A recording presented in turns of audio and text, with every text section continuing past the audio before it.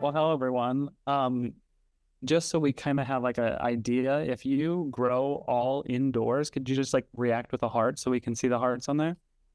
Because I'm just kind of curious, like how many of us all just solely have everything inside?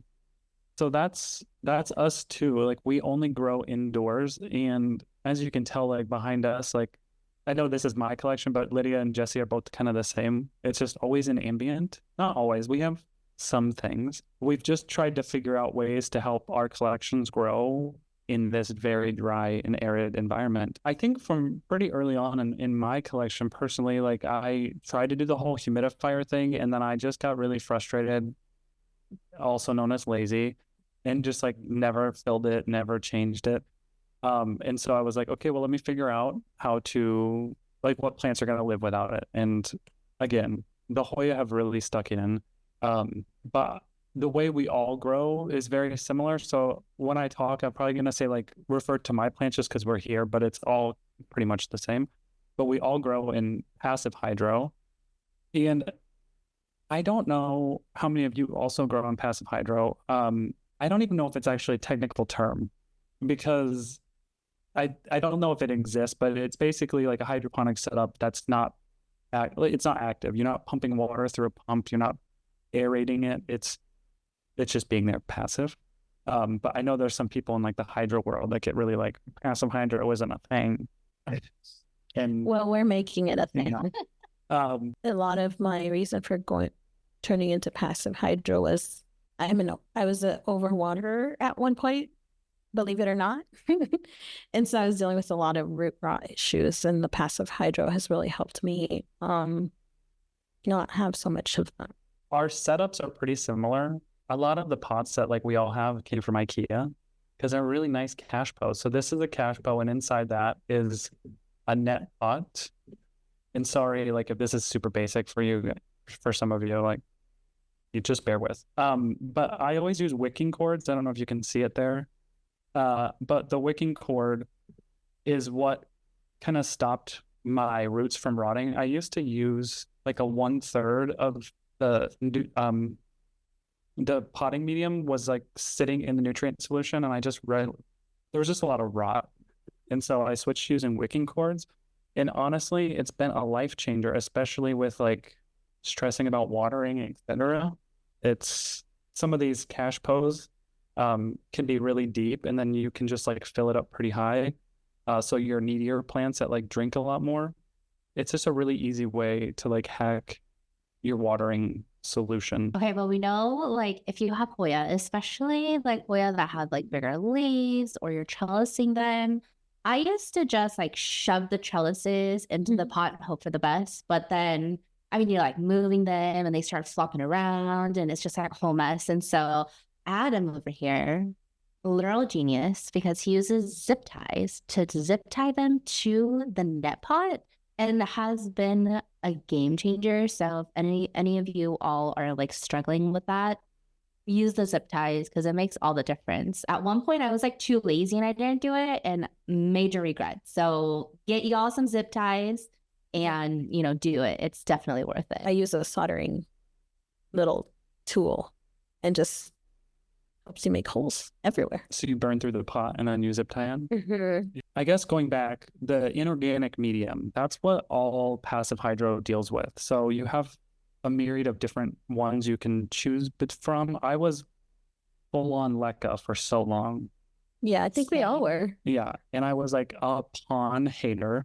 Pon is like it's the tinier rocks. I don't even know if it's an acronym. Pon. I think it's like an official name. No. Yeah, Lechuzapon. Lechuzapon. But then Lydia started making her own, and I loved the recipe. So then I'm like, give me the recipe, and I started making it as well. But then Pon became the one I like. But there's other ones. You have rock wool, which a lot of hydroponics growers use, which looks like a little insulation that the plant lives in. What are some other cocoa chips could be an inorganic, and that can be used for passive hydro too. Like I think that's more for the active systems, the flood and drain systems, not like us growing in our homes. But that's basically what all of our plants are in. Like there's there's no nutrients whatsoever in the medium. And that's no buffering, no pH buffering in there. It's just an inorganic medium that through capillary action brings up the nutrients and like nourishes our plants. Once I switched to pon, it really helped keep our plants in. Like, I don't know if you guys had that same problem with leca, but like, Yeah, leca, the thing about the leca, it was twofold. One, the plants would always be coming out of the leca balls. And then two, you would have leca balls all over your house. And actually it's threefold, because three, then you would step on the leca balls. And It's worse than stepping on a Lego. Can confirm. I still remember like the leca days and just stepping on leca all the time, which I know there's still tons of people who use leca. So if you do, like, love that for you, please continue. But yeah, we definitely in the beginning were like, what is this? Oh, we started doing a DIY mix. And so there's no fertilizer in it or anything like that. And we do fertilize. We use a liquid fertilizer to fertilize our plants year round. We never stop. And then we do pH balance. That's super important. We talk about it in our podcast, like, gotta make sure you pH balance so your plants are actually taking up the nutrients. So 5 to 6 pH is what you're looking for.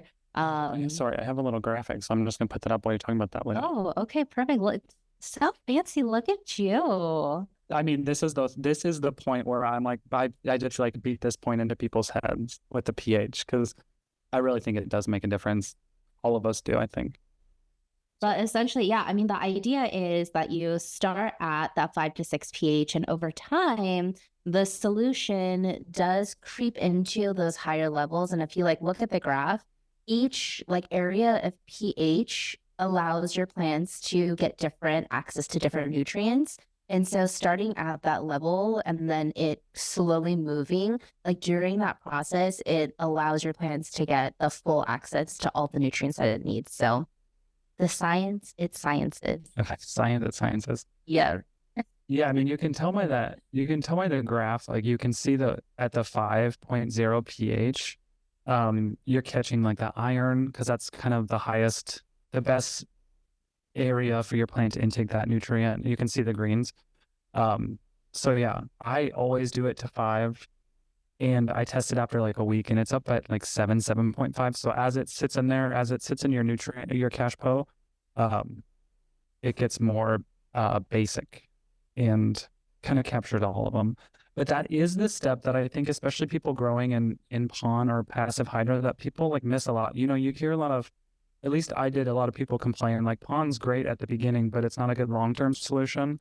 Well, like all of these have been living for like 3+ years in this. And I think the people saying that are just maybe didn't want to take the time to learn about the science and like follow that. Same as the people. And my clients look like this.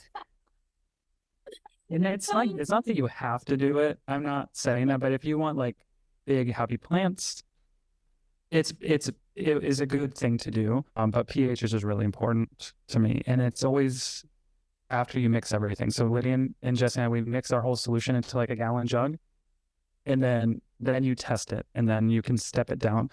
But honestly, if you just do it once, after that, it's like, okay, well, this is how many drops of pH down or pH up I need to put in to adjust it. It just becomes second nature. Like I can mix up a bottle of solution in like less than a minute.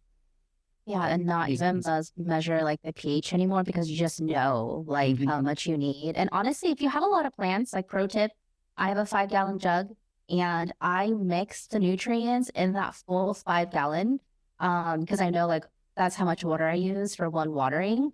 And then I just do it all at once, so then I don't have to mix it 5 other times, and I'm good to go. From the beginning, I've used a general hydroponics 3-part mixture.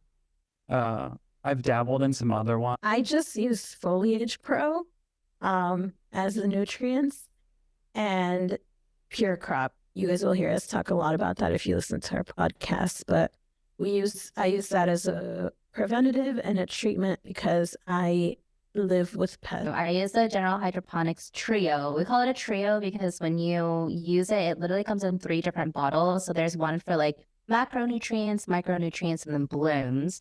And then General Hydroponics also makes a pH balancing kit. Like just buy the kit and it has pH up, pH down, which helps you adjust your pH. And then it comes with like a solution. So then you can test it and then it shows like the color. And based on the color, you know what the pH is. It's super simple. I promise. It takes like 2 seconds.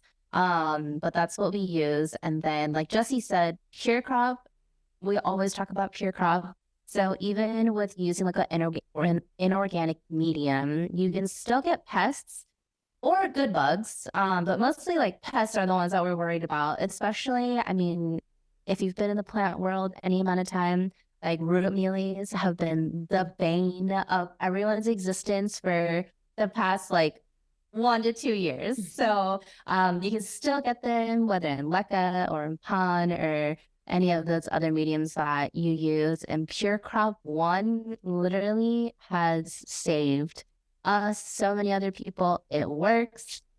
The science, you know, I don't really know how the science really, really works, but if you go on their website, they explain it, but it does really work. I stopped putting, I did at the beginning put Pure Crop in my nutrient mixture, but Pure Crop really messes with the pH. Like, Yeah, like I can't, does it make it acidic? it makes No, it it's a basic. basic. It makes it Super basic. basic. So I was having to use, I would say like 5 droppers full of pH down, Which which is is a a ton, ton. a ton. So I stopped doing that. So the way I utilize Pure Crop now is since I grow like this, since we grow like this, I use it as a root drench for like root mealies, where I just let it soak in there.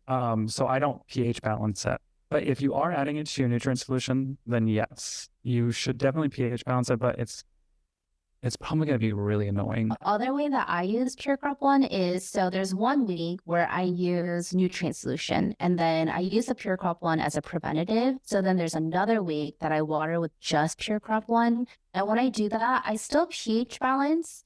I don't know if it's necessary, but I still do. And when you do it that way, it isn't as basic. Like you don't have to adjust the pH as much. It really is when you mix it with the nutrient solution together, it affects it drastically. But if you do mix it into your nutrient solution, make sure that you do pH balance. But there is a myriad of ways that you can use it, which is really nice. So you can kind of find something that works for you and then do that. So yeah. And I think just a good rule of thumb for everyone is, regardless, like whatever you're going to put into your plant, you should pH balance it right before you put it in. Pond website, which Luchu's Pond, they're like, I think they're the OG people who created Pond, but basically they say you don't even have to fret about like really stripping the roots of all the medium.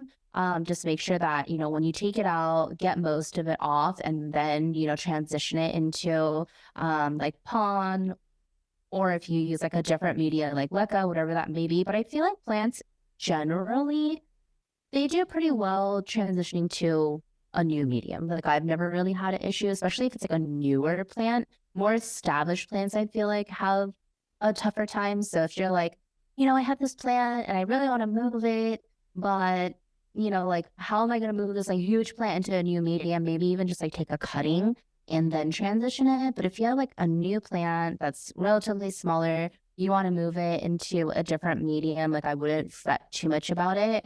But the big thing is, anytime you have a plant, say you repot a plant and you have like leca left over, pond left over that's been used in a plant before, make sure to sterilize it, because there can be all sorts of things hiding in there. Like there could have been like root mealy eggs in there.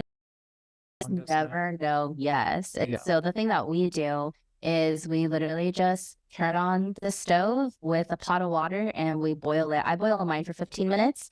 And then I'll drain, rinse, cool off, and then it's good to use again. So that's the other nice thing about using like an inorganic medium, is that it can be sterilized and it can be used again. So you don't have to like throw it away or be worried like, am I contaminating or anything like that too. So what are some ways that you guys have had increased humidity? Because I don't have any cabinets. I saw Joe had a cabinet when we were first on and she was showing her camera. So my plants that need, well, you know, Lydia's a thin-leaved girly, And not all thin leaves, but a lot of them, they're a little bit more divas. You gotta kind of baby them a little bit more. Or they can't deal with like drying out completely, like the thicker leaf Hoyas can. And so having them in a humid environment, it decreases me having to like water them constantly.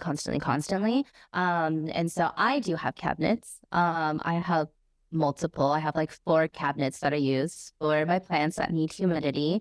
But then otherwise, like I have 5, 6 shelves of plants that are in ambient. So my plants are in ambient. That's like a free for all. Like, good luck to you. Get used to this 20% humidity or non-humidity. Actually, get used to this 20%. Like, no humidity. We live in Arizona. Good luck to you. But then my plants that I feel like do better in humidity. I do have IKEA cabinets, and I personally just like the look of IKEA cabinets too. And so I do have them. I have one cabinet, courtesy of Lydia setting it up in my house, where Okay, just to mention, there was a huge dust storm the day that I was setting that up, and it was the middle of summer, and the electricity went out at her house, but a girl is committed. We had like our phones, like the flashlights on. I was weather stripping this cabinet in the middle of a haboob and everything. So, you know, find you friends that are committed to your plants. Yeah, but not Lydia. That one's mine.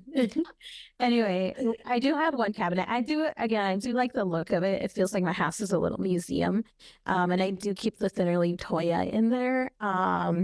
And the one thing that Lydia also taught me was to buy, you know, those little dog water bowls, Water fountain, pet water fountain, and just keep that running in there, and then a computer fan to circulate the air. And that's the only thing that I've done. Like, the only thing that I have to do is refill that water fountain, or like make sure the fan's running.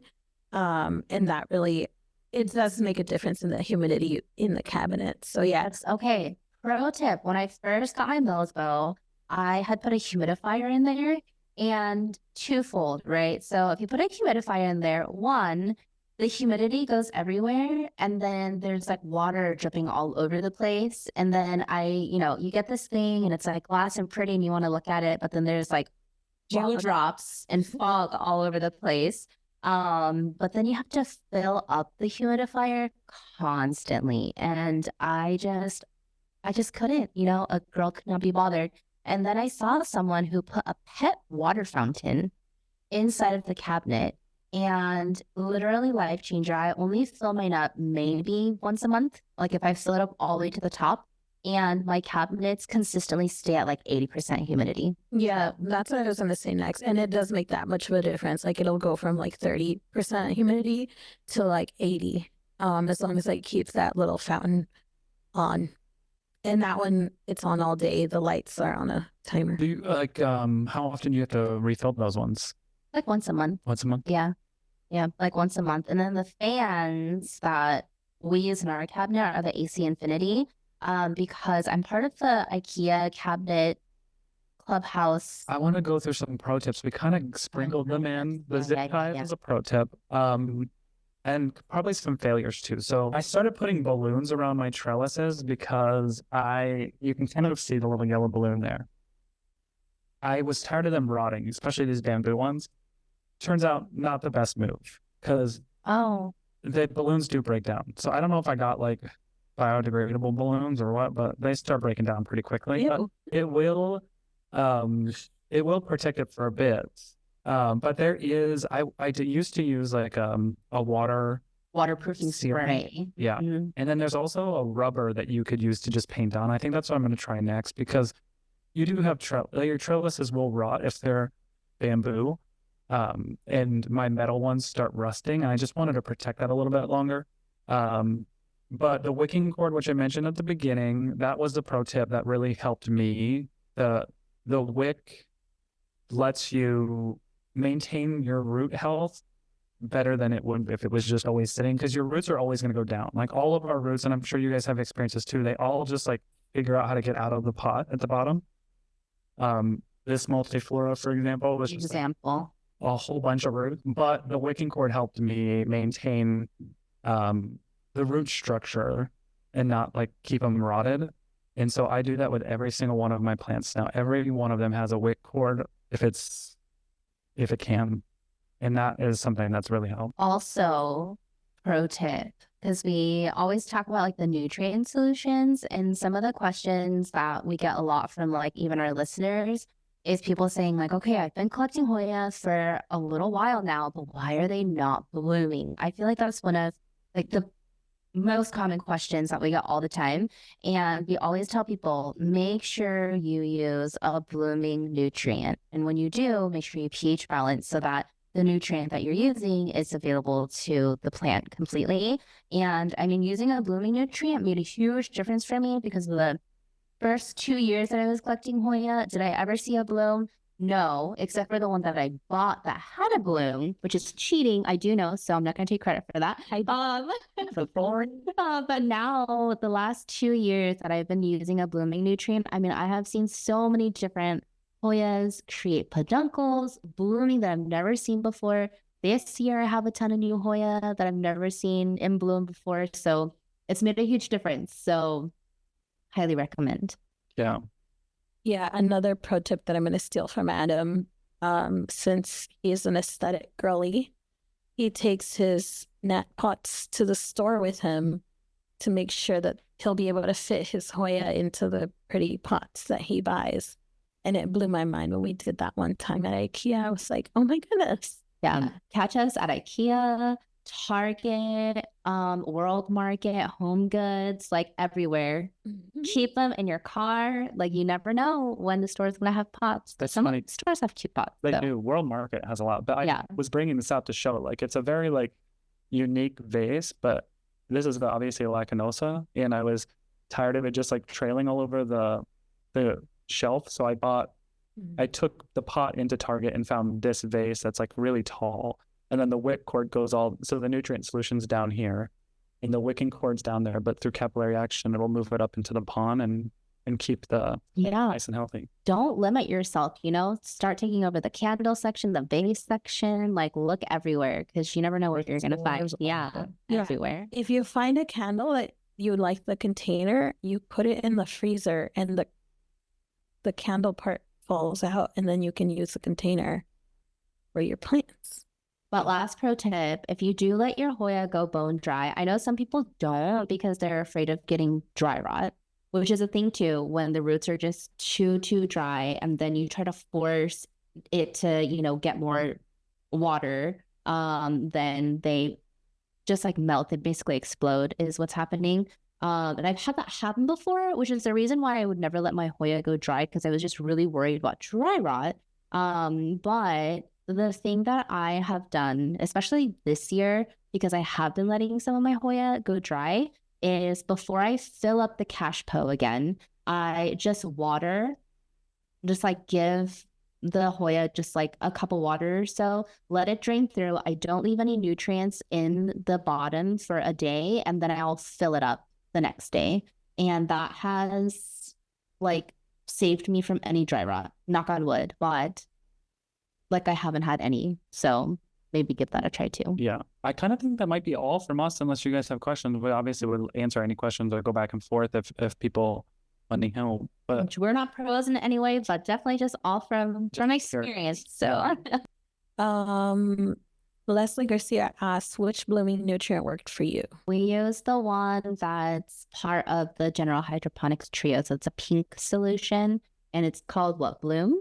Yeah, they call it. Yeah, it's they're Bloom. saying that they use that. I'm wondering if you pH balance, because that might be the trick. So let me know that, and if you haven't, please try that for a month or two. Don't be afraid to increase the amount that you're using. So if you like look on the back, there's like certain amounts that you can use, and we go max all the way. My only other suggestion that kind of forces Hoyas to bloom, it's kind of fun, but if you cut the light out by 2 hours, like if you are growing in your house and you can change the grow lights, you can force like a lot of your Hoya to bloom, especially like the cold Hoya. You see a lot of the times when we transition into like winter, some of Hoya bloom, and you can actually fake them out and make them do that. Eve said, what do you think about some Hoya heads say depriving it of water so it makes and needs to survive by blooming? I do think it works. I also think your Hoya will die immediately afterwards, which happened to me. I bloomed a Bella and I was so happy for me. And then it died. So that's one way to do it. Sammy Gilmore, are there any kinds of technology that y'all use for your plants? Probably the light timers. Yeah, mine are all smart plugs, so I have a schedule on them. And that's kind of fun. Oh yeah, that technology really helps.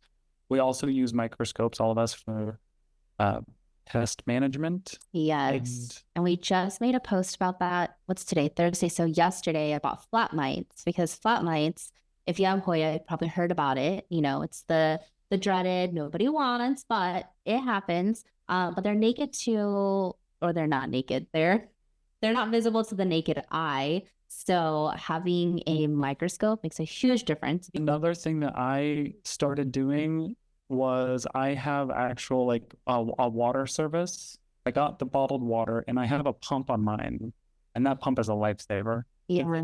I just put a funnel in my nutrient solution, stick the pump on the 5-gallon bottle, and just fill it up that way. Also, if you use humidifiers, it probably would be really handy for that too. Yeah, but we definitely use drinking purified water for all of our plants. So they live the good life. So they better give us blooms because they're getting purified water. Yeah. But I saw a question from Leslie who asked how long we keep our lights on for. I keep mine on for 12 hours. During the summer, same. I do 12 hours during the summer. And then as the seasons change in winter, we change it to 10 hours. Yeah. Mm-hmm. Mine are 12 hours all year. And mine are on 10 a.m. until 10 p.m. Jen asked, would Pure Cup 1 kill root mealies, or is it only preventative? It absolutely does kill root mealies. So if you're struggling with root mealies, this is your golden ticket. It's pricey, yes, but it works. So I do the drench method. So every time because Lydia helped me realize that I could do this, because I was always an all or none guy. I was I focus on one shelf area a week. So I treat them, I drench them, spray them, and then I water the rest of the plants. And then I'll go to the next shelf the next week. But I just let it soak in my plant for 10 to 15 minutes because of the pond. It's really easy to do that. Pull it out, and that's it. And I would say after a month, no root mealies. Yeah. And if you are I don't have the time to drench my plants, what you can do is just for the entire life cycle of root mealies, water that plant with only Pure Crop 1. It doesn't affect or harm the plant in any kind of way. And after the life cycle, I even did it for a little bit longer. I tested it on a plant and did it for an extra month. So it's a solid 3 months, completely gone, never came back again. So yeah, they do crawl out of your pot on your shelves. So if you have root mealies now, just try to group those ones together. And there's a specific type of pot that we use for so long, the Melville pot, that they're open on the side, so it's not a completely closed cache pot. Yeah, so it's you can kind of see the window there, and you can see where it keeps solid to where you can keep your nutrients in there. But when my plants always go dry, the root mealies, when I had them, were oh, we're just going to wander out onto the shelf and into another plant. So they do crawl out of the pot, and it's disgusting. Well, you don't see them that much, but I did get my microscope up there because I wanted to. So just be careful of that and group them together. I think that's really helped. But it's not a lost cause. It's not a lost cause. You can definitely do it. Just stay consistent and use what it is that you're using. If you're using Pure Crop 1, then I always advise do it for the entire life cycle. And honestly, it does work.